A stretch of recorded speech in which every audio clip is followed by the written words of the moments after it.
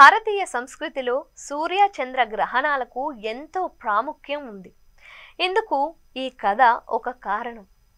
విష్ణువు జగన్మోహినిగా దేవతలకు అమృతాన్ని పంచిపెడుతూ ఉంటాడు.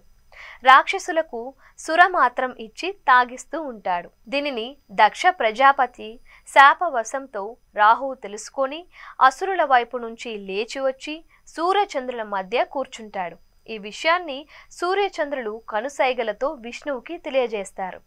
అయితే అప్పటికే రాహువుకి విష్ణువు అమృతం ఇవ్వడం వలన అతడు అమృతాన్ని తాగుతాడు. తరువాత విషయం తెలుసుకున్న విష్ణువు వెంటనే తన చక్రాయుధాన్ని ప్రయోగించి రాహువు కంఠాన్ని ఖండిస్తాడు.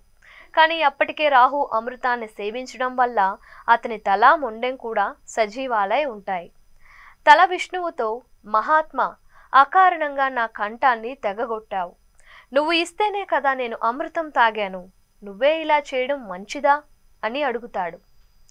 రాహువు మాటలు విన్న విష్ణువు మనసు కరుగుతోంది. సరే, జరిగిపోయిన దానిని తలచి బాధపడటం తగదు. అది విధి విధానం. నీకేం కావాలో కోరుకో అంటాడు విష్ణువు. అప్పుడు రాహువు, దేవా, సూర్యచంద్రులు చెప్పబట్టే కదా నువ్వు నా మీద చర్యకు పాల్పడ్డావు. కనుక వారిద్దరిని మింగడానికి నాకు అనుమతి ఇవ్వు అంటాడు. అందుకు విష్ణువు, నువ్వు సూర్యచంద్రులను మింగితే లోకాలన్నీ సంక్షోభంలో చిక్కుకుంటాయి. ఏడాదిలో ఏదైనా ఓ అమావాస్య నాడు సూర్యుడిని, పౌర్ణమి నాడు చంద్రుడిని మింగి వెంటనే విడిచిపెట్టు. నువ్వు విడిచిపెట్టకపోతే నీ తల 1000 ముక్కలయ్యి చనిపోతావు.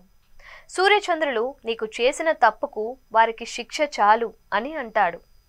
రాహువుకు తల మొండెం వేర్వేరు అయినప్పటికీ అమృతం సేవించిన కారణంగా ఒకరిద్దరు అయ్యారు. తల కేతువుగా సూర్యుడిని మింగడానికి, మొండెం రాహువుగా చంద్రుడిని మింగడానికి ఏర్పాట్లు జరిగాయి. ఈ విధంగా సూర్యచంద్రులు రాహుకేతువుల పాల్పడి గ్రహణాలు మొదలయ్యాయి అని పురాణ కథ. అయితే గ్రహణాలు ఏర్పడడానికి శాస్త్రీయ కారణాలు ఉన్నాయి అన్నది గమనించాలి.